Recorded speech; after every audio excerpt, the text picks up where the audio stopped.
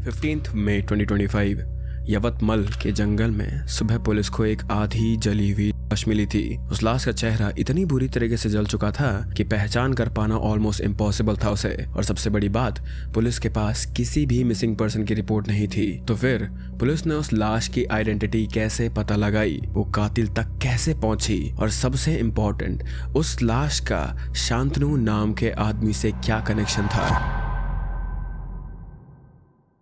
32 साल का शांतनु देशमुख यवतमल महाराष्ट्र में अपने परिवार के साथ रहता था। वो वहीं एक इंग्लिश मीडियम स्कूल में टीचर था।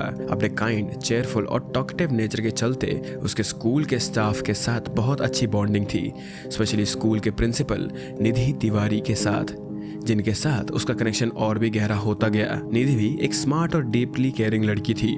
अपने स्टूडेंट्स की वो इतनी देखभाल करती थी, उन पर इतना ध्यान देती थी कि कई लोग उसे स्टूडेंट्स की दूसरी माँ कहते थे। स्टूडेंट्स के पेरेंट्स भी उसे अच्छी तरह जानते थे और उस पर पूरा भरोसा करते थे। जितनी वो अपनी पर्सनालिटी में ग्राउंडेड थी, उतनी ही आगे वो अपने करियर में भी थी। सिर्फ 24 साल की उम्र में उसने प्रिंसिपल की पोस्ट हासिल कर ली थी, ऐसी पोजीशन जिसमें लोगों को पहुंचने में सालों लग जाते हैं।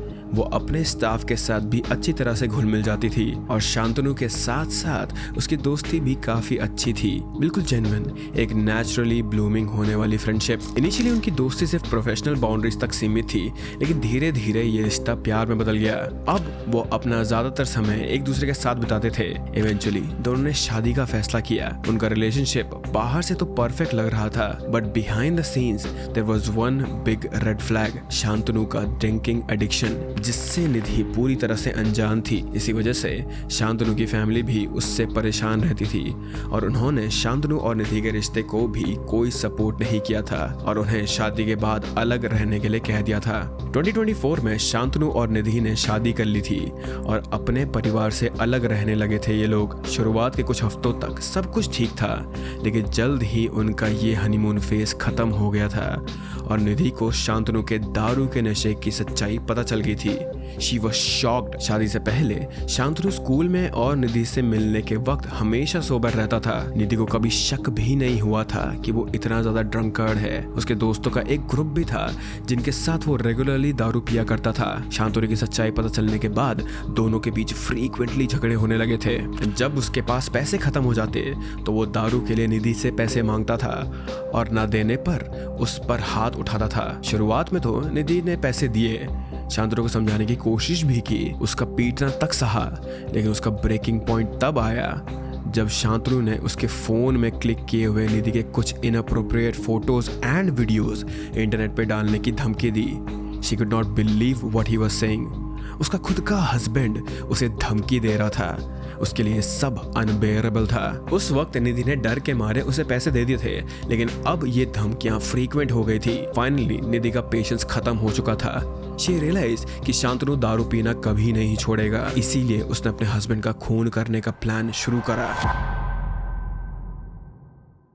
उसने डिसाइड कर लिया था कि ऐसी बदतर जिंदगी अब वो और नहीं जिएगी, बिकॉज जिस मैरिटल लाइफ के सपने उसने शांतनु के साथ देखे थे वो इस जिंदगी में बिल्कुल भी पूरे नहीं होने वाले थे। बट वो इस प्लान को अकेले अंजाम नहीं दे सकती थी। अपने कोलीग्स या शांतनु के दोस्तों से इस बारे में बात करना इम्पॉसिबल था उसके लिए। तो उसने डिसाइड किया कि वो अपने स्टूडेंट्स को इस प्लान में शामिल करेगी। प्रिंसिपल होने के नाते स्टूडेंट्स उसकी इज्जत करते थे, लेकिन उनका ट्रस्ट जीतने के लिए उसने एक प्लान बनाया। उसने कुछ स्टूडेंट्स के पेरेंट्स को व्हाट्सएप पर मैसेज भेजकर बोला कि वो अब से फ्री में यूपीएससी के ट्यूशन देगी। पेरेंट्स शॉक तो हुए, लेकिन डायरेक्ट प्रिंसिपल से गाइडेंस मिलना उनके बच्चों के लिए बहुत बड़ी अपॉर्चुनिटी थी। इसीलिए पेरेंट्स ने अपने बच्चों को ट्यूशन पे भेज दिया बिना कोई क्वेश्चन पूछे। सुबह 4 बजे से निधि ट्यूशन क्लासेस लेने लगी थी।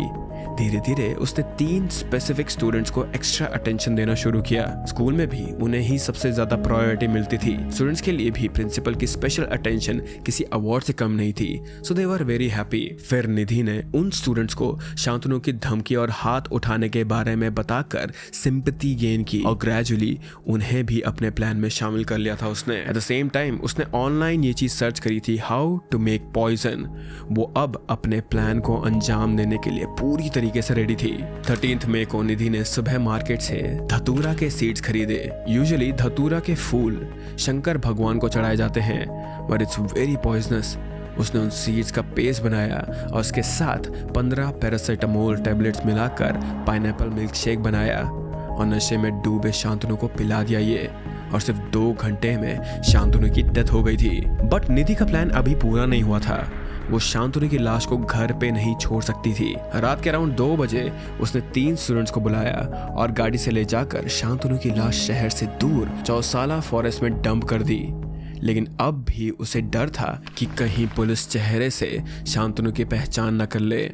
इसीलिए अलेजिडली 14 मई की रात वो दोबारा स्टूडेंट्स के साथ वापस जंगल गई एंड लाश पर पेट्रोल डालकर उसने उसे जला दिया। चेहरा जलाने के बाद लाश को आइडेंटिफाई करना मुश्किल था। अब निधि ने लोगों को ये भरोसा दिलाना स्टार्ट किया कि शांतनु मिसिंग है। वो उसके सोशल मीडिया अकाउंट्स एक्टिव रखने लगी थी, उसके दोस्तों से चैट करने लगी थी और खुद को उसके नंबर से कॉल और मैसेज भी करने लगी थी ताकि कॉल रिकॉर्ड्स में सब नॉर्मल दिखे। वो उन दिनों अपने रूटीन के मुताबिक रोज काम पे जाती थी एंड अकॉर्डिंग टू हर ये प्लान परफेक्ट था। ना ही कोई एविडेंस था, ना ही कोई suspicion, but she was wrong. 15 मई को पुलिस को जंगल में आधी जली हुई लाश मिली थी। पुलिस के पास कोई भी मिसिंग पर्सन रिपोर्ट नहीं थी, पर उनकी इन्वेस्टिगेशन जारी थी। लाश के फोटो और कपड़ों के क्लूज को फॉलो करते करते पुलिस उस बियर बार आ पहुंची जहां शांतनु रेगुलरली जाता था। तब वहां उसके दोस्त भी थे जिन्होंने बताया कि शांतनु उनसे सिर्फ टेक्स्ट पे बातें कर रहा था उन दिनों।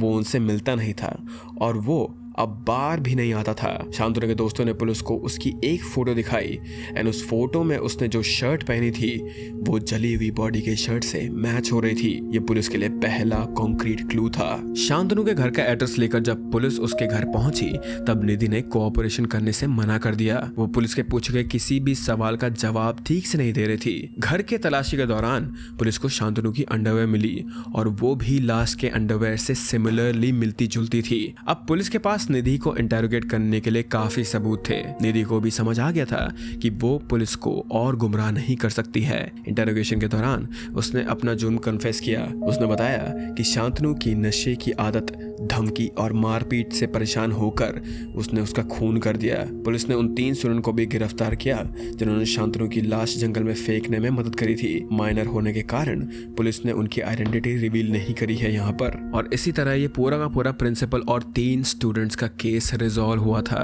It is really scary to think कि एक टीचर ने, एक प्रिंसिपल ने जो इतनी पढ़ी लिखी थी, उसने ये कदम उठाया था। But what do you guys think about this thing? Let me know in the comment section below.